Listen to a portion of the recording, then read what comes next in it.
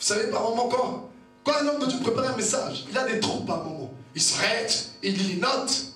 Mais quand tu ne prépares rien, tu vas lire où? Ça descend tout seul. Merci Jésus.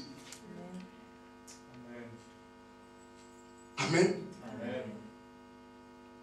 Gloire à Dieu. Donc voilà, Dieu ne peut pas laisser Israël à Canaan. Pourquoi? Parce que Canaan est un pays où coule le lait et le miel. C'est l'image de la sainteté, de la bonté divine. Ils sont indignes, ils sont incapables de rester là. Ce sont des estropiés, des aveugles, des méchants, des barbares. Voilà pourquoi je ne les laisserai pas à Canaan où coule. Dieu n'a pas dit, vous chercherez les laits. Non, non, non, non. Ça va couler tout seul. L'argent dans ta vie coulera tout seul. Les richesses couleront. Les bénédictions couleront. Mais soyez saints, comme moi je suis saint. La sainteté est une protection. La sainteté est un accord lorsque tu traites alliance avec Dieu. La sainteté, c'est ce qui va valider le contrat. La sainteté est la signature de ta part. Tant que Dieu te promet quelque chose, tant que la banque, l'image c'est fort bien, la banque te promet, comment on appelle ça, un crédit. Quand bien même ils ont dit oui, quand bien même tout est en ordre, si tu n'as pas signé, tu n'auras pas l'argent. D'abord ta signature, d'abord la sainteté. Amen. La sainteté est une preuve que le contrat t'appartient.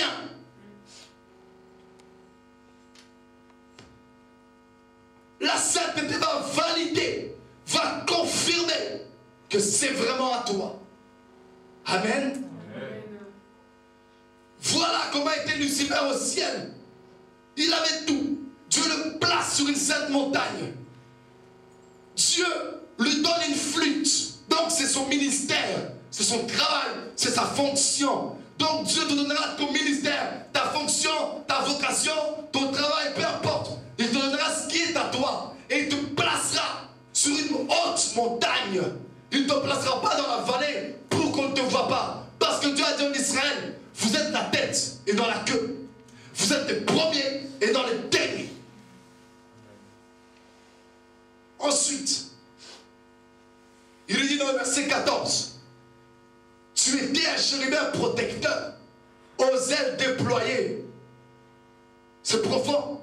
Aux ailes déployées. Tu n'as pas avec Dieu des ailes fermées.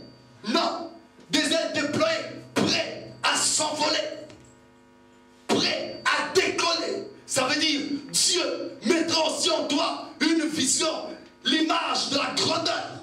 Il mettra en toi le désir d'être toujours grand, d'être toujours en haut, d'être toujours le premier. Amen. Des ailes déployées. Ça veut dire, tu ne rateras pas ta bénédiction. La bénédiction peut te passer sous le nez. Le temps que tu déploies tes ailes, elle est partie. Non, ça veut dire, les temps favorables, convenables, tu seras déjà prêt à l'avance. Tes ailes sont déjà déployées. Alléluia. Tu la regardes venir. Tu es prêt, tu attends. Tu l'attends. Voilà pourquoi les ailes sont déjà déployées avec Lucifer. Amen. Ça, c'est les enseignements de Dieu, le Saint-Esprit. Tout ça est nouveau pour moi.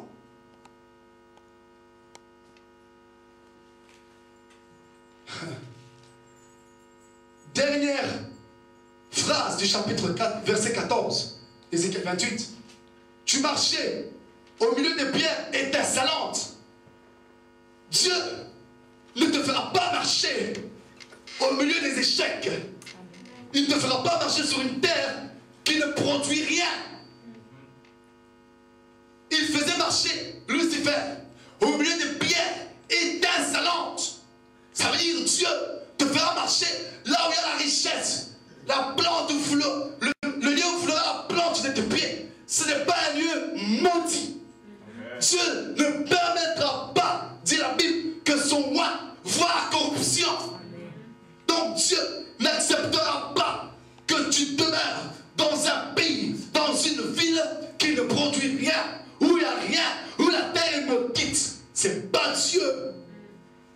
Voilà pourquoi dès que Dieu a libéré l'homme du péché, il doit faire un transfert. Parce qu'il sait, dans le monde, il n'y a rien de bon. La terre est maudite. Alors Dieu nous déplace, dit la Bible. Il nous délivre du royaume des ténèbres et nous fait entrer dans le royaume de son Fils. Éphésiens 1, non, Colossiens 1. Il nous déplace. Il nous fait entrer dans le royaume. Et Christ peut dire, vous êtes dans le monde, mais vous n'êtes pas du monde. Ça veut dire, la loi, les élections sont au ciel pour nous. Les décisions, ce n'est pas le roi de la Belgique qui prendra pour nous, ni nos ministres. Nous sommes là, nous sommes des pèlerins, pour dire Pierre. Nous ne sommes pas de ce monde. Nous sommes du ciel. Nous obéissons certes aux lois des hommes, mais nous avons une loi qui est supérieure à la leur. Le nôtre, il est suprême. Et ils peuvent voter une loi, mais le Dieu suprême peut abolir cette loi. Parce qu'il est souverain, il est Adonai.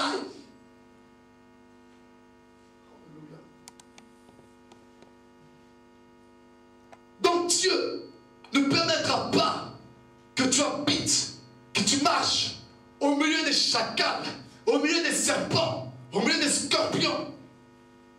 Pendant 20 ans, tu es dans la même commune, mais tu restes pauvre. Tu n'es pas béni. Tu n'as pas de promotion. Non, c'est pas Dieu. Dieu te fera marcher au milieu des pierres étincelantes. La Bible dit, dans Genèse 2, les origines des cieux et la terre. Quand Dieu a créé les cieux et la terre était sec. Il n'y avait pas des arbustes. Parce que Dieu n'avait pas fait pleuvoir sur la terre. Et la Bible dit, une vapeur s'éleva de la terre et arrosa la terre.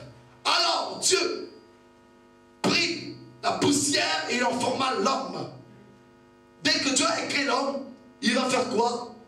Il crée le jardin. Il laisse l'homme dehors. Il s'occupe du jardin. Et la Bible dit, dans ce jardin, il y avait le bdellium, il y avait l'onyx, le sphinx, les pierres précieuses dans le jardin. Il y avait des fleuves. Il y avait l'arbre de la vie et l'arbre de la connaissance du bien et du mal. Il y avait des richesses dans ce jardin. C'est-à-dire, Adam marchait au milieu de la richesse. Amen. Il ne marchait pas là où il y avait des bombes d'Al-Qaïda. Non. Il n'était pas en danger matin, midi et soir. Amen. Il ne pouvait pas marcher comme ça avec son sac. Non. Il pouvait le déposer, il lui voulait. Personne ne l'a volé. Voilà ce que Dieu fait.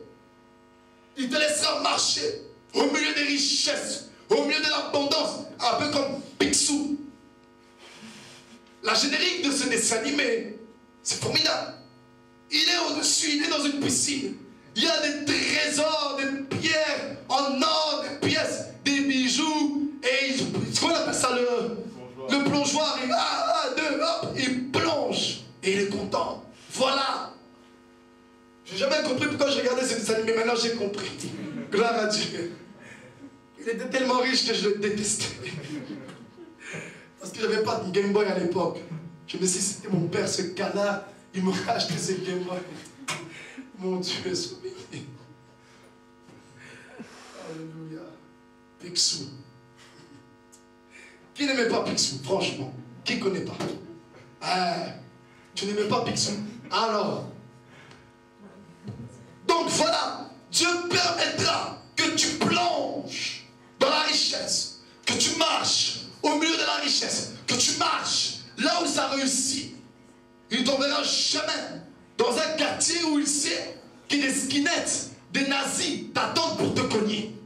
Jamais. Mais qu'est-ce qui va se passer? Intriguant. Tout est préparé. Tout est fait pour cet homme. Tout est donné à cet homme. On le place, une flûte est préparée. Sois dans le choix. Réjouis-toi, Lucifer. Mais qu'est-ce qui va se passer? Verset 15. Tu étais intègre dans tes voies. Depuis le jour où tu fus créé. Tu étais intègre dans tes voies. Voilà ce qui permettait à Lucifer de maintenir toutes cette richesse, toute cette bonté, toutes ces bénédictions que Dieu avait données, parce qu'il était intègre dans ses voies, l'intégrité, la sainteté, l'honnêteté, la justice, la bonté, la vérité. Voilà pourquoi Dieu lui permet de vivre toutes ces choses. Parce qu'il était intègre. Il était saint. Et d'un coup, en un clin d'œil, tout va basculer. Jusqu'à celui où l'iniquité a été trouvée chez toi. L'iniquité a commencé à entrer dans le cœur de Lucifer.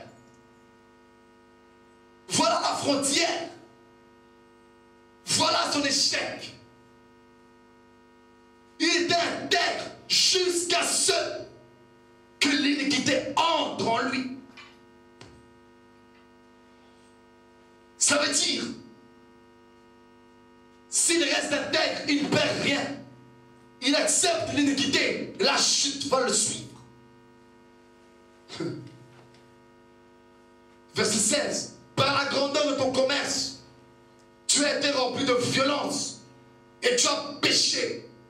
Je t'ai précipité de la montagne de Dieu et je te fais disparaître, chérubin protecteur, du milieu des pierres étincelantes.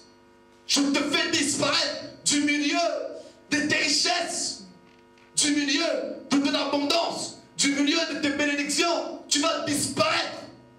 Parce que là où tu es, c'est un lieu saint. C'est la sainte montagne de Dieu. Et la Bible dit, nous avons été bénis de toutes les bénédictions spirituelles en Jésus-Christ dans les lieux célestes. Voilà pourquoi on ne prospère pas. Parce qu'on oublie qu'on se trouve dans les lieux célestes. C'est là, dans les lieux célestes, où se trouvent nos bénédictions. Et pour demeurer dans les lieux célestes, tu dois être saint. Sinon, tu te feras avaler par le serpent. Il demeure dans le deuxième ciel. On appelle ce ciel lieu céleste. Il y a un combat qui se fait dans les lieux célestes.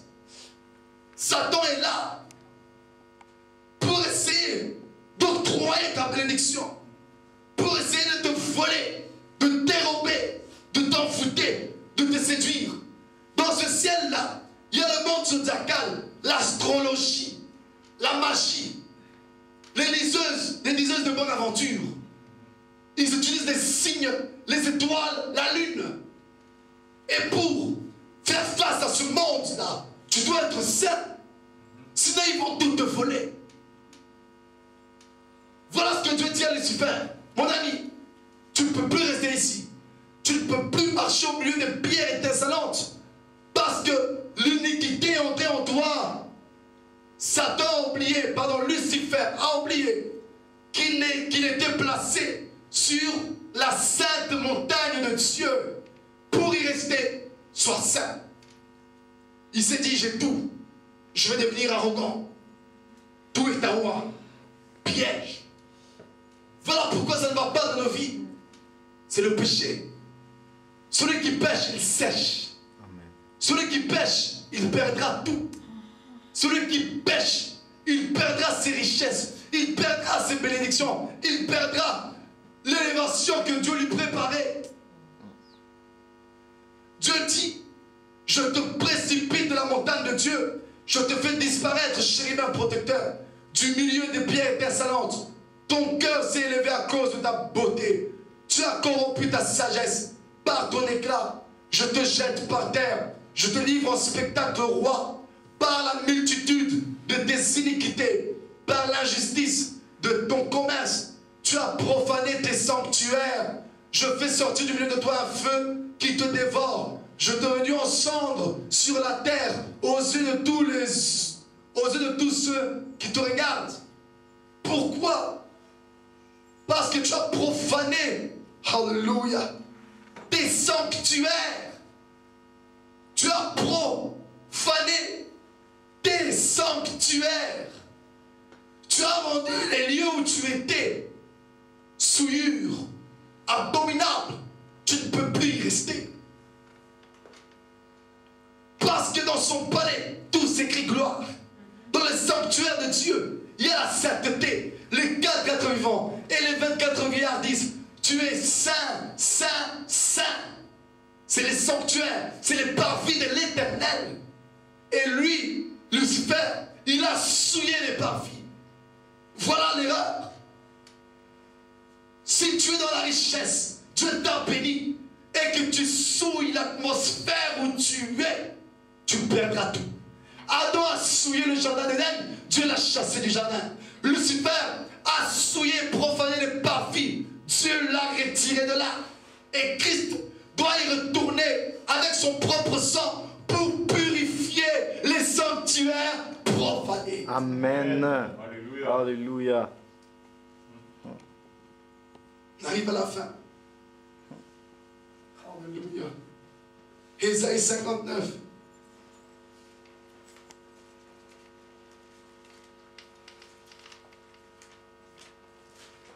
Gloire à Dieu. Gloire à l'agneau. Donc voilà, Dieu dit non. Mon oreille n'est pas trop dure pour entendre, ni mes bras trop courts pour agir. Ce sont vos iniquités qui vous séparent d'avec moi. C'est nos propres péchés qui nous empêchent d'être bénis, qui nous empêchent de vivre la plénitude, de vivre les richesses avec Dieu. Mais pourquoi tous ces exemples? C'est pour montrer que celui qui pêche, celui qui commet l'iniquité, il perd tout. Il est même séparé de Dieu. Mais dans Isaïe 59, le péché ne scandalise pas Dieu. Ça veut dire le fait que tu risques de tout perdre dans ta vie n'a pas scandalisé Dieu. Mais qu'est-ce qui va scandaliser Dieu? Dans Isaïe 59, verset 15, la vérité a disparu et celui qui s'éloigne du mal est dépouillé. L'Éternel voit d'un regard indigné qu'il n'y a plus de droiture. Il voit qu'il n'y a pas un homme. Il s'étonne de ce que personne n'intercède. Voilà ce qui choque Dieu.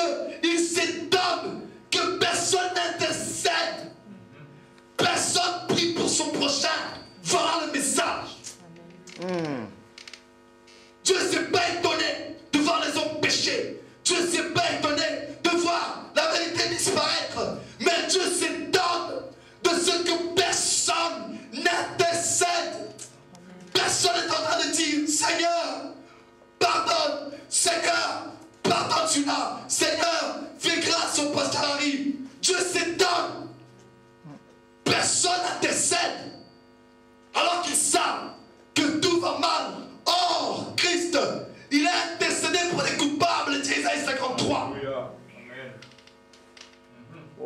Parce qu'il a compris la pensée de la divinité. Ils sont coupables. Alors Christ va intercéder pour les coupables. Parce que Christ comprend que dans le royaume, plus rien ne fonctionne comme ça devrait. Sur terre, rien ne fonctionne comme ça devrait. Alors je viens intercéder. Dieu est étonné. Personne n'intercède. Alors, verset 16, son bras lui vient en aide et sa justice lui sert d'appui. Son bras lui vient en aide. Dieu lui-même s'aide lui-même. Parce qu'il n'y a personne. Ça veut dire son aide, son bras. Pardon, son bras lui vient en aide. Donc la puissance. Voilà pourquoi on ne vit pas la puissance dans les églises. L'Esprit Saint, la puissance est donnée lorsque tu intercèdes pour ton prochain. Amen. Alors une puissance viendra. Alléluia. Les apôtres Jésus leur a donné le Saint-Esprit. Pourquoi? Pour qu'ils deviennent des témoins. Ça veut dire, ils doivent aller témoigner dans les autres nations. Ils doivent intercéder pour les coupables. Alors l'Esprit Saint leur sera donné au jour de la Pentecôte. Voilà ce qui étonne Dieu. Ça fait depuis mardi, depuis jeudi, que nous avons reçu le message de l'esprit sectaire dans les églises. Les églises ne veulent pas qu'église A aille prier dans l'église B. Dieu nous a donné la plus grande église dans la Belgique. Nous avons la vraie doctrine. Mais finalement, Dieu a donné la Belgique à qui? Tu vas à Liège, Dieu leur a donné la Belgique. Tu vas à Namur, Dieu leur a donné la Belgique. Tu vas rue Picard, Dieu leur a donné la Belgique. Tu vas à rue du Plateau, Dieu leur a donné la Belgique. Mais finalement, cette Belgique appartient à qui? Amen.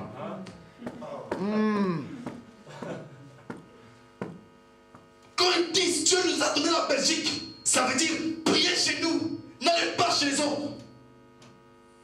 Ils n'ont pas l'onction, ils n'ont pas l'esprit, ils n'ont pas la doctrine, ils n'ont pas la vérité.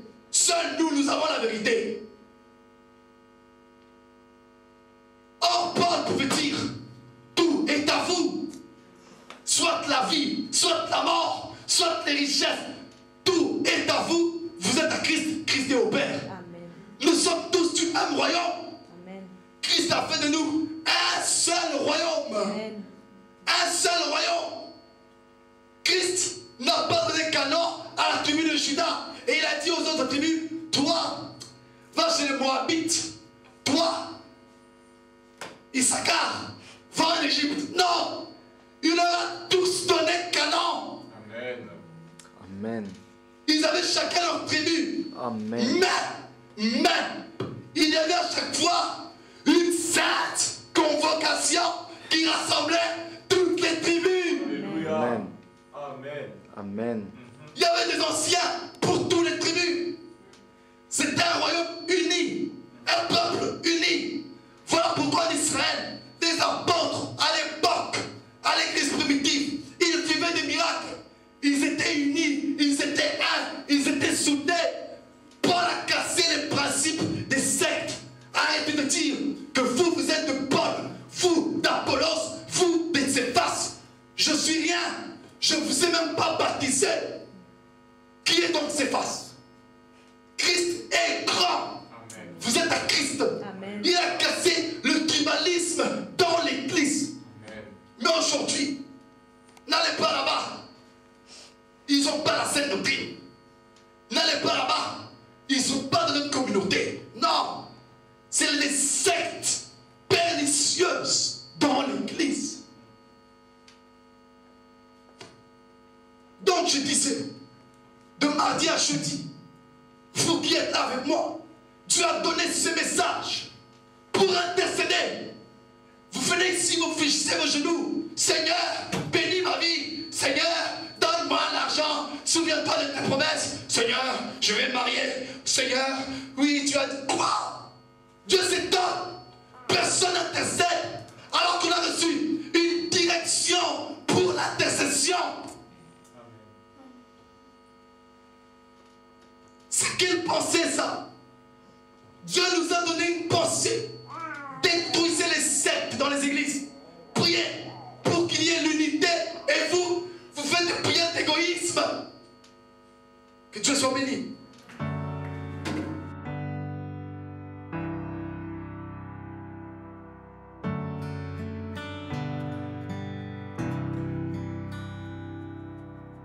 Who could imagine a melody true enough to tell of your mercy? Who could imagine a harmony sweet enough to tell of your love? I see the heavens proclaiming you day after day, and I know in my heart that there must be a way. to sing a greater song, a greater song to you on the earth, to sing a greater song, a greater song to you on the earth.